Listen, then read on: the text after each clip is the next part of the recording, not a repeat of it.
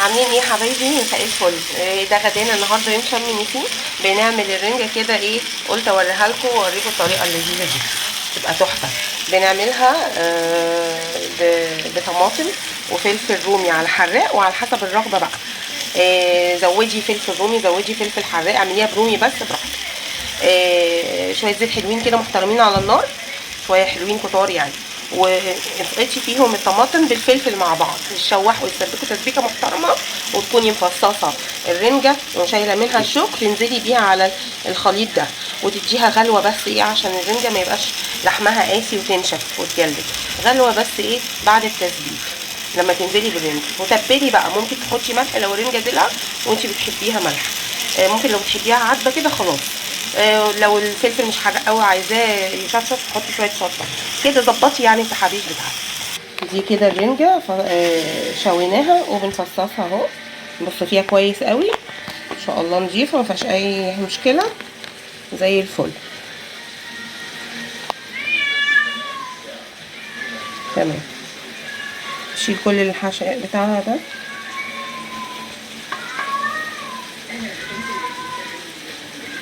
بص بالشم ريحة الرنجة وهيتجنن. شيل الراس ونفصص بقى، خلي البطارخ على جنب، فصصها ونرجع لكم. كده سبكنا الطماطم اهو مع الفلفل، هننزل بقى ايه بالرنجه اللي فصصناها وشلنا منها الشوك.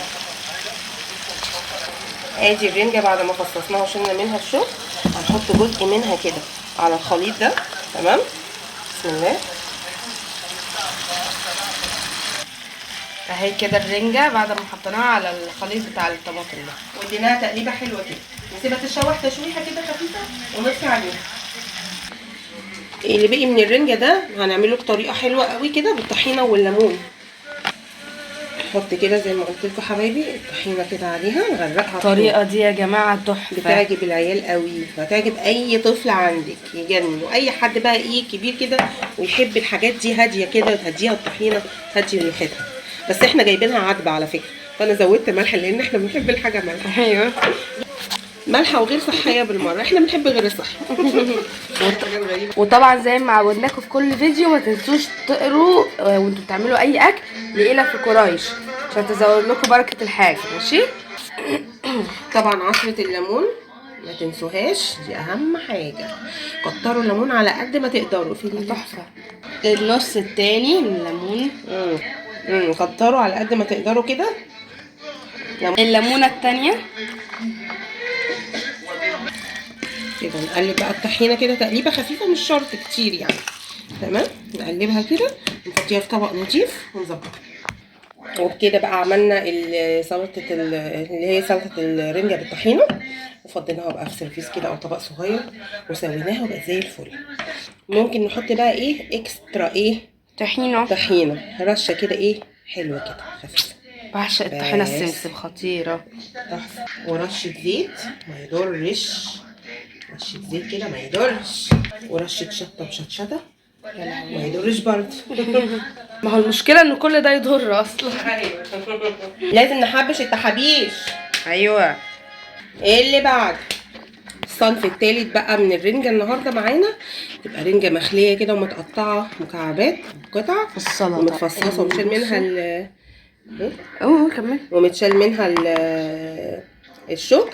بنعمل ايه بقى؟ بنعمل سلطة رنجة، سلطة خضرا عادي خالص، بصل طماطم خيار اللي عندك قطعيه، وعصوري ليمون كتير وحطي عليه قطع رنجة. ما اقولكوش والله العظيم تحفه تحفه تحفه، بعشقها. كانت والدتي الله يرحمها كانت بتعملها وكانت بتحبها قوي، الطريقه دي كانت بتحبها اكتر من اي نوع رنجة تاني، فعملتها العيد اللي فات عجبت ولادي قوي، فقالوا لي اعمليها تاني النهارده، فعملتها لهم لاجل عينيهم.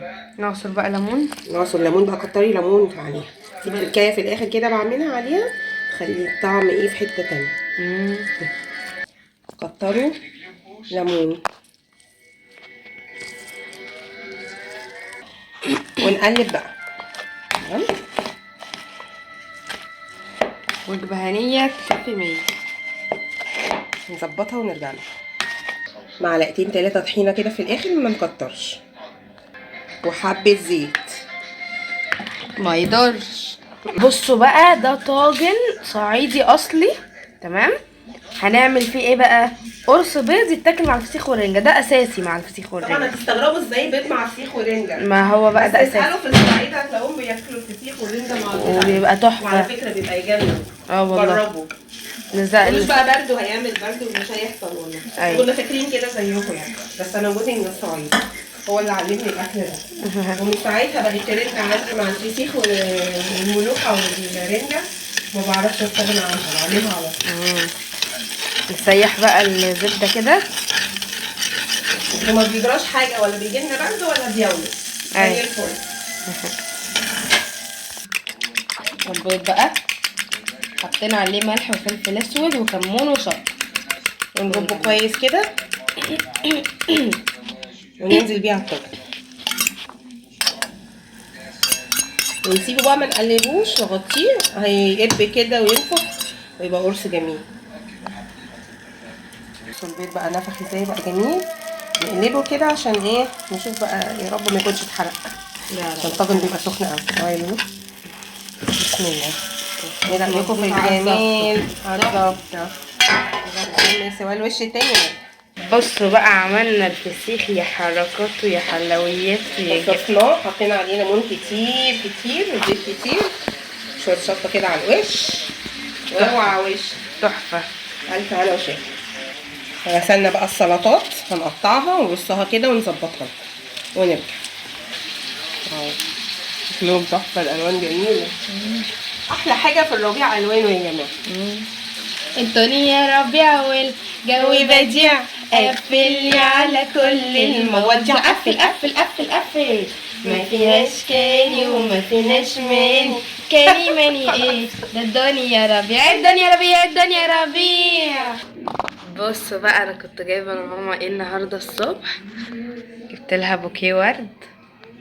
ايه رايكم؟ بذمتكم ايه رايكم؟ النبي مش حلو؟ تحفه. تسلم ايديها بجد اللي عملتهولي، والله بجد خطير. وعجب بصبص قوي كمان. ايه رايك يا بصبص؟ تطفل. ماما بقى بتقطع الطماطم، معرفش بتقطعها ازاي بصراحه. الطماطم عملناها كده 7 و8 بالسكينه ونطلعها بقى تبقى كده زي الورد. يا عيني تحفه. ايه رايكم؟ هنا الله زي البيضه المفقوسه كده. ايه رايكم في الالوان؟ خطيره خطيره خطيره. كل سنه وانتم طيبين. وادي البصل وجمال البصل. الاكله دي لازم معاها البصل، ما يعني ما تنفعش غير بالبصل. بالظبط، ما تنفعش غير بالبصل. ايوه يعني كده خلصنا اكلتنا الحلوه النهارده بتاعت شم النسيم. اللي في الشوكه اهي نشيلها. تمام. عملنا الرنجه اللي بالخلطه دي على النار، والرنجه البارده السلطه، قرص البيض، وعملنا الرنجه اللي بالطحينه الفسيخ. كان نفسي اعمل لكم البطارخ الخشنه بس ما لقيتهاش للاسف. كنت بعملها بالمايونيز وقطع الفلفل الحار والرومي والملون، كانت بتبقى تحفه بس ما عملتهاش النهارده للاسف. وادي السلطه بتاعتنا. ايه رايكم في البوكيه جرنيه ده؟ تحفه بالبصل الاخضر. وكل سنه وانتم طيبين يا حبايبي. هنروح بقى ناكل حاجه ونرجع لكم. وبكده بقى اكلتنا النهارده يوم شم النسيم خلصت، بقت قمر كده زيكم. ايه رايكم بقى؟ فسيخ ورنجه وسلطه رنجه وفسيخ ورنجه بالسلطه السخنه المسبكه تجنن. البصل بقى طبعا لا غنى عنه، والليمون كتروا من الليمون، وصيتي ليكوا كتروا من الليمون، والبريل وما اقدرش من غير بريل بصراحه. انا الوحيده اللي بشرب انا بريل مع الاكل. ما بحبوش خالص. وكل سنه وانتم طيبين يا حبايبي. ايه رايكم بقى؟ ما تنسوش اللايك والشير والاشتراك في القناه وفعلوا زر الجرس ودعمونا بقى، ما تكسلوش. بحبكم قوي والله. باي.